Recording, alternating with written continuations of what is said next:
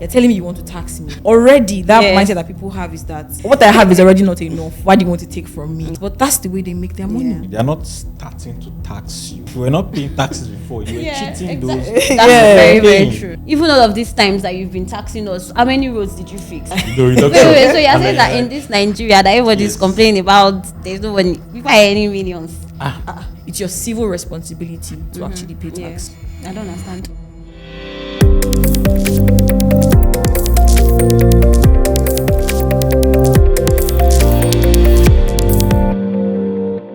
You're welcome to the Wall Street Journal, where money meets real life. My name is Matilda Adefalujo, and I'm your host. And in different episodes, we'll be unpacking the trends, different policies, and opportunities that matter for you, for your business, and for your financial future. Today, we'll be talking about the Nigerian Tax Act. The different reforms, different news that have come up. It has actually been, in the talks for like 2 years now. And today I have with me two very, very, very special people that will be talking about this together. So to my right, I have... My name is Dapo, Adeduro. And I'm Oyenuga. Yes, thank you very much for joining us today. So let's unpack this, because there've been a lot of calls. There've been a lot of conversations, questions. Oh, the government has started with all of these things that they are doing. So let us try and help people understand what really is this tax act, the tax reforms, the news. People are talking about there's 1.5% somewhere, there's 10% somewhere, there's 7.5. Like, what does this mean for the everyday Nigerian? Okay. So I'll start from the beginning, right? In 2023, when the president came in, he set up a tax reform committee. So basically what they were trying to do is to unify our acts. We have different tax acts all over the place. We have the personal income tax, the VAT, companies income tax, everything all over the place. So they tried to bring everything together, into one tax code. And that became 4 different tax laws. And together they are like about almost 400 pages long. So what they've tried to do is to bring our tax laws, into the 21st century, make it more modern. Some of these laws are dating back, 30, 40 years, and then they try to include things that, are new and happen in the space, maybe digital services, cryptos, relevance to now, exactly. They also try to plug some holes, that people used to evade taxes. I'll give an example. They have tried to introduce the concept of tax ID. So before now, we used to have what they call TIN. Just go to your state authority, they give you a TIN, use it to, But now they've introduced the concept of, and the concept is this: they are trying to use any unique identifier to ensure that we can capture you in the system. So your BVN can be a tax ID, your NIN can be a tax ID. So like I don't need to go that way. You can't run away. You can't run away. You understand? You have to pay so tax. they will still try to get you to get your TIN, so that at least for a tax system you have your own number. But that won't be a case of, because I don't have a TIN, I'm not in the tax system. Once I put your BVN, your NIN, I can get your details. The way a banker will, the way a government official will, So those are the different things. Then under the personal income tax system, for instance, they have tried to, modify the system. What they're trying to do is to make the low earning workers to medium, who earn around 1 million, 1.5 and below, earn minimum wage, for example, let them pay less. Tax burden is a lot. Tax burden is a lot. Let's help these people. They're not making a lot, Let them let them spend what they earn, right? Then the guys who are earning a lot, you're earning 500 million, you're a suit, you're big. Just pay a little bit more, to cover up for what these guys, going to be losing. So the same thing for companies income tax as well. They try to increase the threshold for smaller companies. From 25 million to 50 million, so that we don't tax capital. There's a minimum tax that companies to pay 0.5%. They try to remove it, but the bigger companies would then pay, a minimum tax of 15%.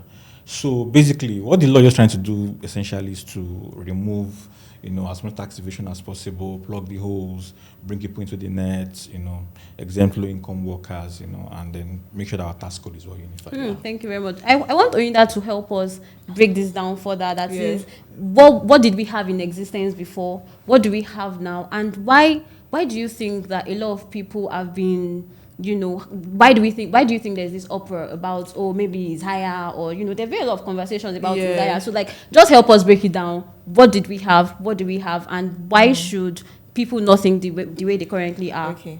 So, I mean, when you look at this thing, like normally, anybody, if this thing, they bring out any law or even anything that's normal, right? You're telling me you want to tax me. I'm earning minimum wage of 70K. True, And you're telling me you want to tax me. Already, that mindset that people have is that you want to take from me. My money. What I have is already not enough. Why do you want to take from me? Yeah. That kind of thing. But I feel like people don't, I mean, the natural man or the, layman on the street doesn't really understand what exactly is happening. And I think the way people look at it is that, government shouldn't tax, but that's the way they make their money. Exactly. That's the way government makes money. Like, that's like the primary source of revenue for government, right?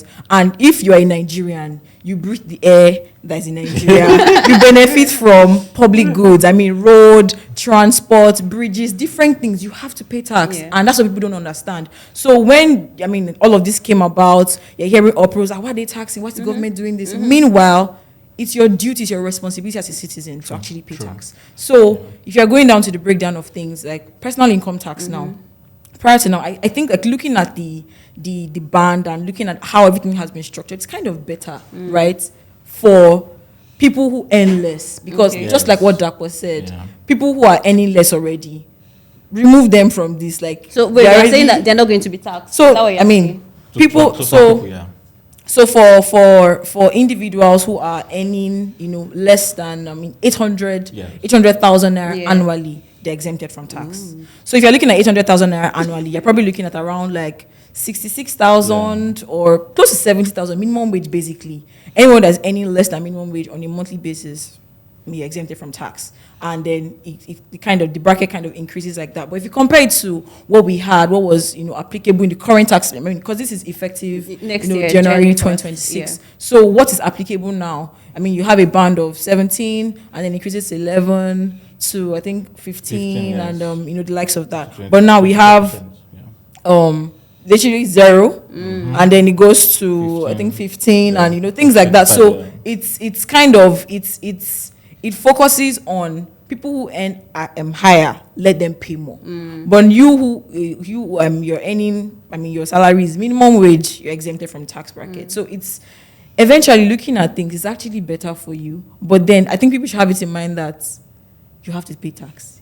You're a Nigerian. If you go to any other country, the US, the UK, everyone is expected to pay tax. And it's your civil responsibility to actually pay tax. So it's normal that people would, react this way to it. But looking deeper, having to understand, okay, what's happening? How does it apply to me? What's going on now? It's kind of beneficial. You should look at it to a certain extent. Because from what you said, it means that micro workers, those that are artisans, all those artisans, people like that, maids, maybe by any minimum wage or people actually any less than minimum wage. Yes, as well. It's a relief. It's actually beneficial. 500,000 naira rent relief that was also introduced. So if you add 500,000 to the 800,000, you're talking about 1.3 million. 1.3 million. So essentially, if you're minimum wage, you're saying you don't need to pay taxes, and maybe a little bit above.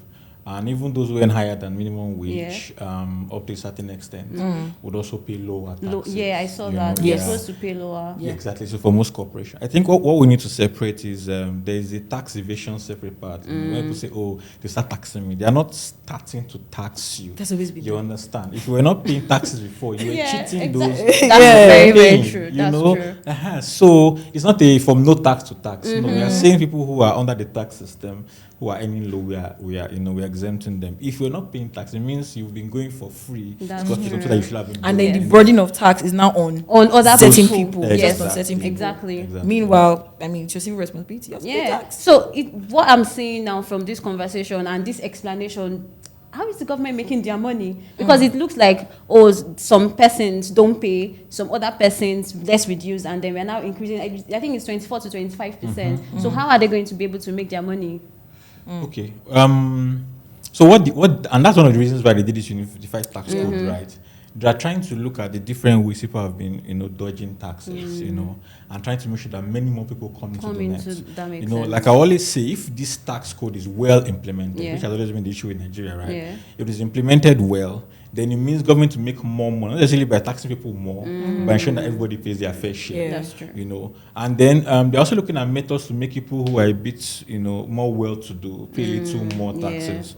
There are some companies that are very big companies, for instance, and by the time you check what they are paying, because when you pay companies income tax, they just do it straight on your profits. Right. There are some adjustments you Yeah. make. So those companies, they do what we call tax planning. So when they Okay. make those adjustments, it's called that their taxes become low. So government has said, no matter what you do as a big company, if you have revenue of 20 billion, for instance, you must ensure that your tax is not less than 15% of your profits.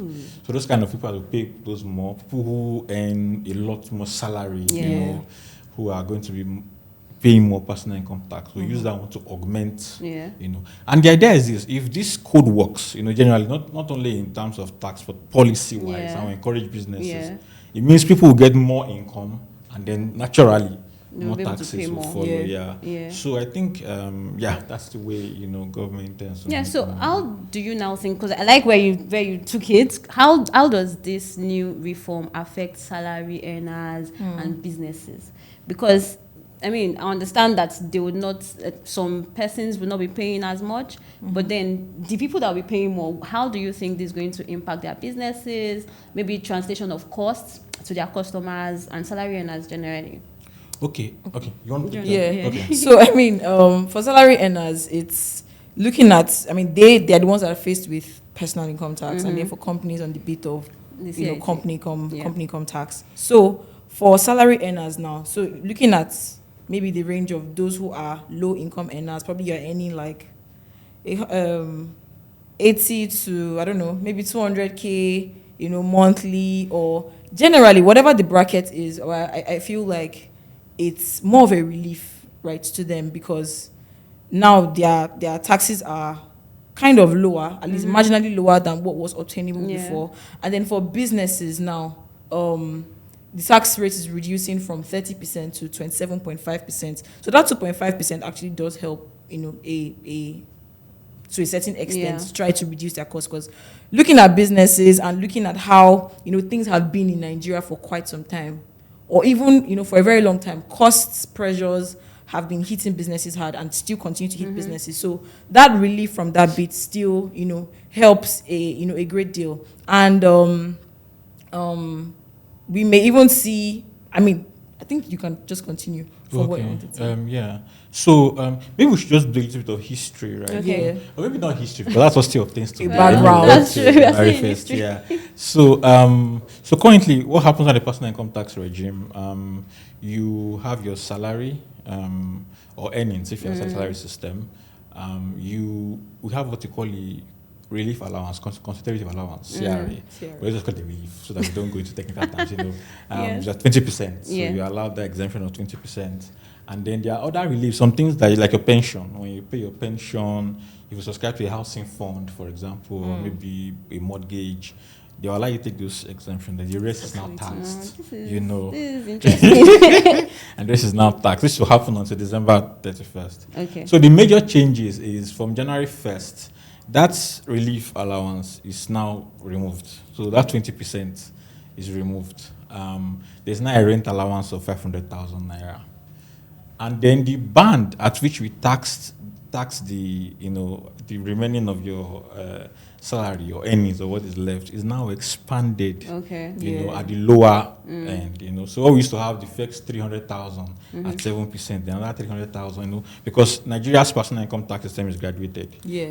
Up until the final. As you earn. Until you get to the final band of 3.2 million. So that final band of 3.2 million that you tax at 24%. Currently. Has now been increased to 50 million at 25%. Okay. So and mathematics, that's where it comes in, and it's funny because the combination of removing the CRA, which is the relief of 20%, and expanding that band means those who earn up to say 1 point something million, let's say 1.2 to be conservative, or let's say 1 million to make it a round figure, unless every month we see their tax little, I tell people that is small. So they are not expecting one huge reduction. Wait, so you're saying that in this Nigeria that everybody is complaining about, there's no one, people are earning millions. Yeah. Did you say that? Let's not go there.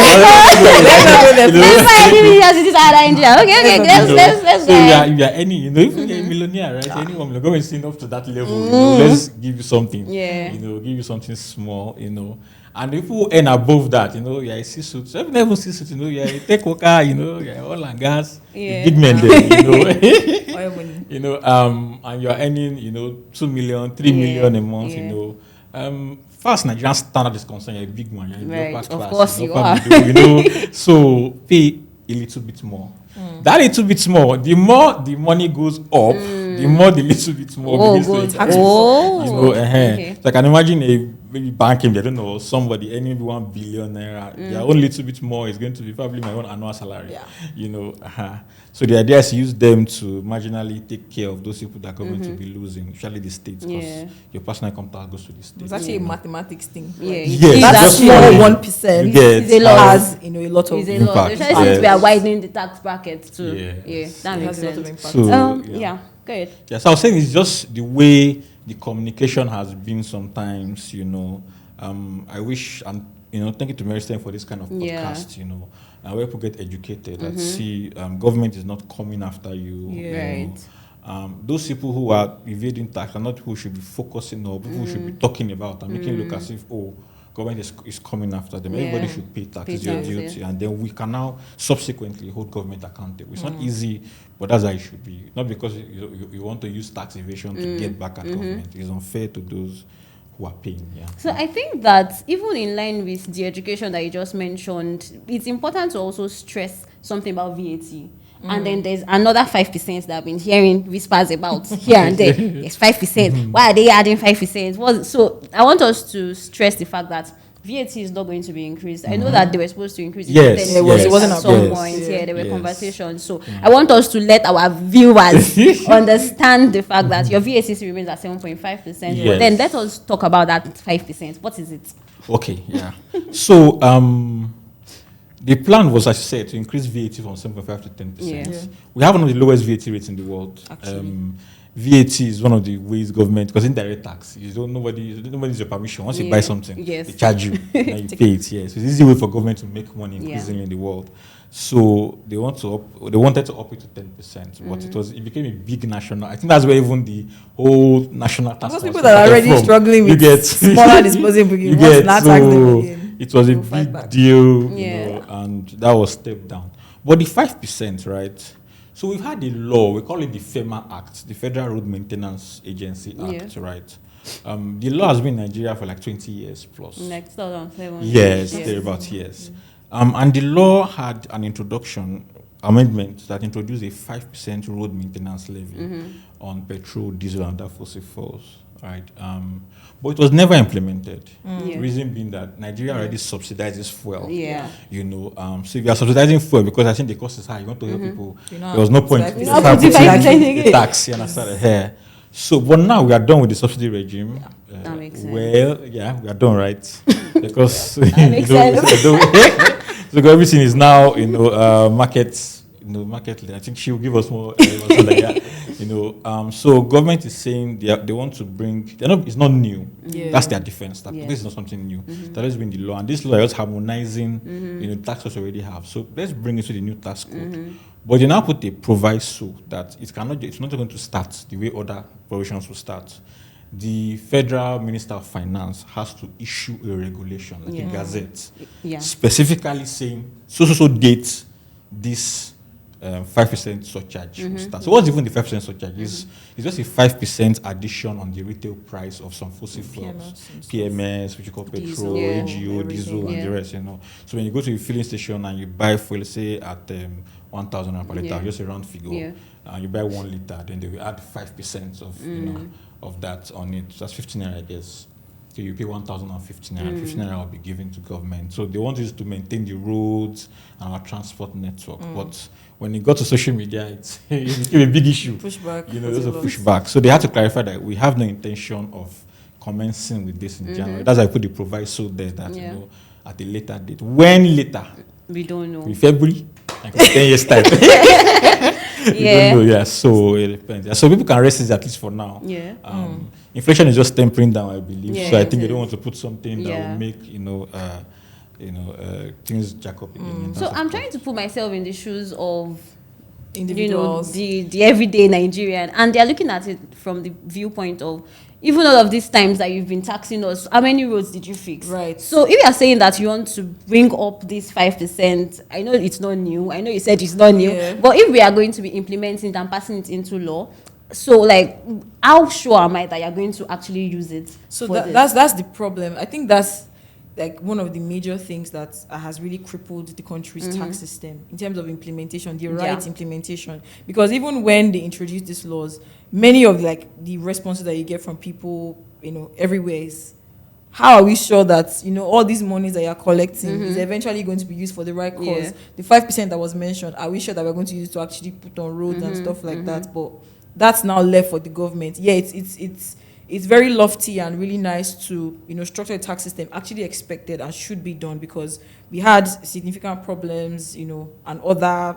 loopholes, everything in our tax system. It wasn't the way it should be, and things have been improved upon now. But now that's just like one aspect of it. The other leg of it, which is actually like the main part, is implementation. Yeah. Is the government going to? How are these things going to come around? That's what people are, the questions that people are asking, and I feel like maybe going forward, or a lot of clarity and more openness really needs to be put in that aspect. Okay, this is what has been done, we've implemented this is that. That's I think that's the major burden on the minds of people right now, like the 5%, because petrol prices, PMS prices, probably like maybe an average of like 850. Some filling stations are even charging 900 naira, and you're now telling me that you want to add 5%, on that particular amount. So why?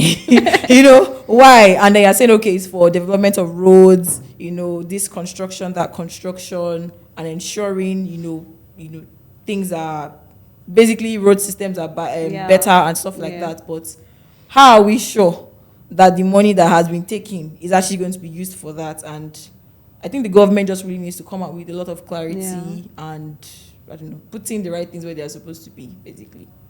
And I think that's one of the reasons why I like, and this is my own personal opinion. Yeah, sure. I like the fact that if we implement these laws, more people will pay taxes. And if more people pay taxes, they'll be more interested in where that money goes. I think we need people like Adeduro, because, well, you're not actually paying anything, It could be arguments made that many of these informal traders actually pay levies. It's always a lot for them. Yes, that's true. A lot of levies to. It's always a lot for them. And they even collect it violently. That's even always a Wait, lot I for was them. going to even. I'm sorry. No problem. I need to understand something. So all these Agbero monies here and there, what are they going to do about it? Let's just quickly digress a bit. So that's the $1 million question, right? Yeah. But that was the question I personally asked in one of these town halls they were holding for the laws. That see, these guys. So first off, I'll play devil's advocate and say, if you pay these levies, when you are paying your income tax, you should be able to make those levies a deduction. Yeah. It's a compliant, yes, it's a necessary expense that you incur to carry out your business. Yeah. So you make it as a deduction, so they are not paying tax twice. Yeah. Why would they even keep track of all of it? That's taxation. That's 15 the naira issue. here, Yes. there, So that's where, that's More where, than that. it's a lot, and that's why I always, my social media, I always put it almost every month that if you're in a small business, maybe get a small accountant, maybe somebody, a student in school or somebody that can help you, just keep some sort of records. It's very good, not even just for tax purposes, even for your business, when you have to get Accounting funding, purposes and accounting, everything, and these receipts, ensure you get them when those guys come. I know sometimes it can be violent, they are not trained tax people, and that's why those things need to end. Yes. The goal of the committee is that we get to a single digit figure tax eventually. Most of these levies you see are the local government levies, and because the constitution has separated the taxing powers of the 3 tiers of government, it is hard to amend at the federal level a tax that's for the local government. That you have to go to the constitution and amend. And local government levies are a lot. There's television. There's radio. I saw there's radio levy. There's television. It's a lot. Market women Newspaper go to lots. levy. And the way they come and collect Yes. it with Yes. so much, Business, So the idea is they want to work with the state government, to help, at least for the meantime, before we amend the constitution, because amending the constitution is a very long process. Try to stop, I don't know how that will work, these levies, and so that from the earmarked ones that we've already put in the law, we can then share, just like we share at the, at the federal allocation level.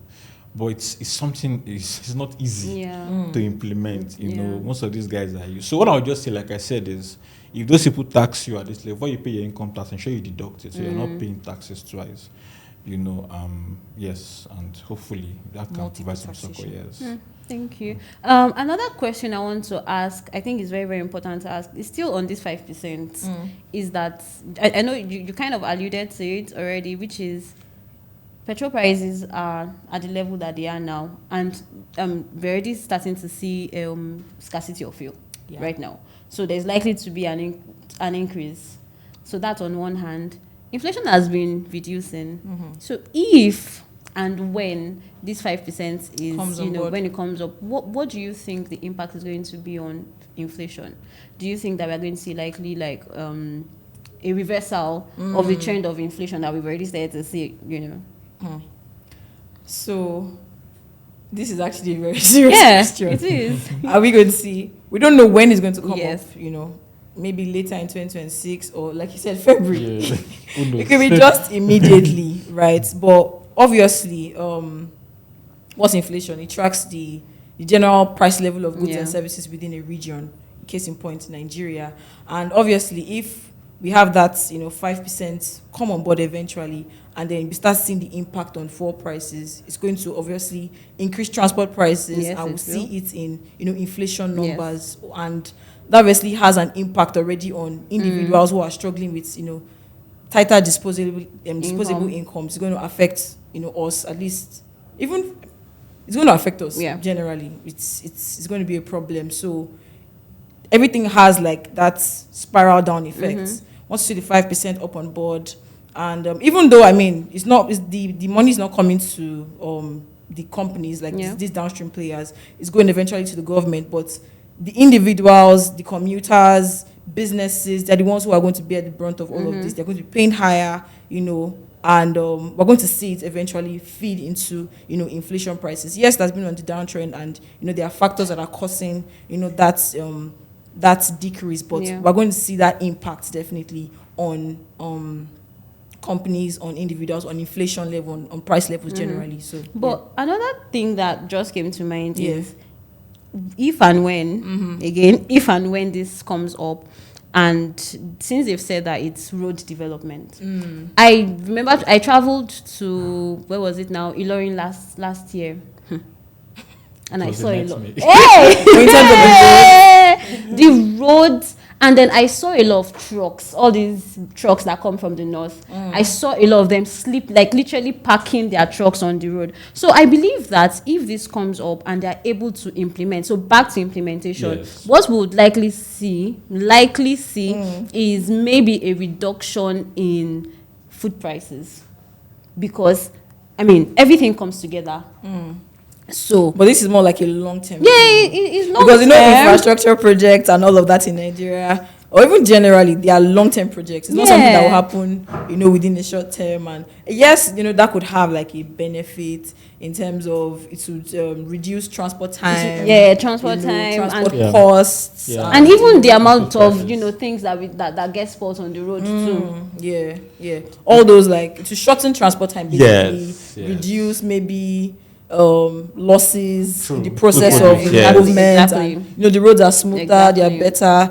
That could so it's more like weighing the impacts, the cost over the benefit and stuff like that. But I feel like this is still more of like a long-term thing. For me too, actually, you're correct. It's long term, For me too, when I read about it, my first thought was no. We're not going to have this 5%. In fact, I was vehemently against it. But I also thought about it again. Like you said, implementation is where it is. If it's well implemented, the first thing is earmarked, right, for this purpose. Exactly. It makes it easy to track. And because transportation, the Minister of Works rather, is always talking about the fact that there's not enough funding, for the roads that we have and everything. Trying to repair a lot of roads. So if we have this earmarked, for maybe it wouldn't be a bad idea. Even though I don't want it implemented yet. What? Why? But I think it's also very, very germane, because if you look at the way our budget is, a lot of allocation is to recurrent expenditure. So them bringing on this 5% tax, and they are saying that it's going to be used for fixing road maintenance and stuff like that. So it now shows that there's now proper structure. We're now allocating funds to where is actually necessary, because eventually an economy thrives on its what will I say, infrastructure. It thrives on all of these investment. All of this capital investment. You can't keep investing so much in recurrent expenditure and expecting that you see growth and that impact over the years. So them marking this out for road maintenance is actually it's the right step in the right direction. I would say. So. And it's not just food, even in terms of productive hours. We spend so much time on the road in Nigeria because roads are bad. It will help to reduce. So it will help reduce that, and we can spend more time in productive, things and make money. So by and large, I think it's not a bad idea at all. The most important thing is that it is well tracked and it is used well, equitably to ensure that we actually improve our transport infrastructure. So it's safe to say that it has a net positive effect. Yes, like on weighing the benefits and the costs. On a balance of factors, like we like to say. Okay, so how do you think that people can better financially plan towards this new tax regime since it's starting January 1st, 2026? Yeah. Okay. So, I think the first thing is to ensure that your affairs are in order. I always tell people that our system can be anyhow sometimes, but you don't want to be the person they used to make a lesson, right? You see people say, you can get away with this, The person that they catch. That's true. That's very correct. So it remains to be seen how prepared the states are, because for individuals now, who are most of the people who are actually talking about this since the most, their taxes go to the state, Internal Revenue Service, right? So it remains to be seen how prepared the states are. Hopefully, they are ready to take this their chance. To overhaul. Yes, you get to, and even these new rules give the states the authority or the chance to outsource some of their functions. So if as a state you feel like there's a neighboring state is doing better, you can outsource some of your functions to them. Maybe even the FIRS that become the NRS.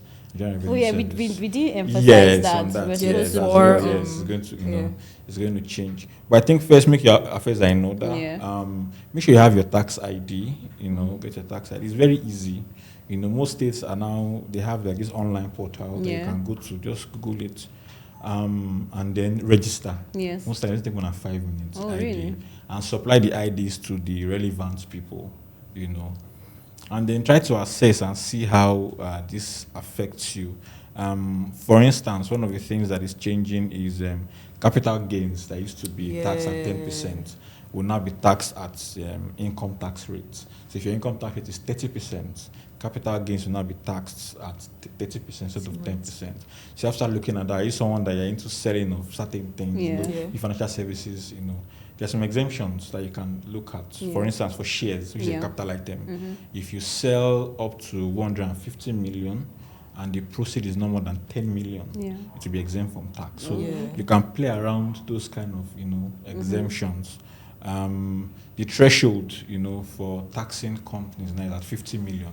So you have to say, maybe it's not better just go and incorporate a company, and just look at those parameters. If you can get a tax advisor, it's something that is also very good, and look at how it impacts. So that it's not by January 1st, you start running here and there. Yes. So it's important that people look at those different things. I think that businesses even need to train staff or the personnel that are responsible for all of this, so that they don't fall on the wrong side of the law, because a lot of things have changed now and would need to be implemented in their books, so that, just like you mentioned, they don't use you as the scapegoats. Right? You've had that 6 months to plan, so the necessary things that have been included in the guidelines and in the acts, companies need to have studied it, to have understood what is expected of them, train staff if necessary, bring advisors on board like he mentioned, and just ensure that they don't fall on the wrong side of the law, basically. That's very, very that's very, very good and beneficial for us to know. Again, I think the key takeaway for me: don't be the scapegoat. Don't be that person that they are going to use to explain. And don't miss opportunities because of this. I've seen people that it's at the point to the third, oh, just give us a tax ID.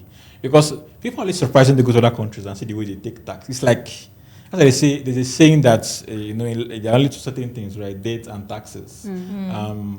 I've worked with people from different countries, and when it comes to tax, they take it like they're talking to God. Yeah. It's a very important thing. Nobody wants to run afoul of the law.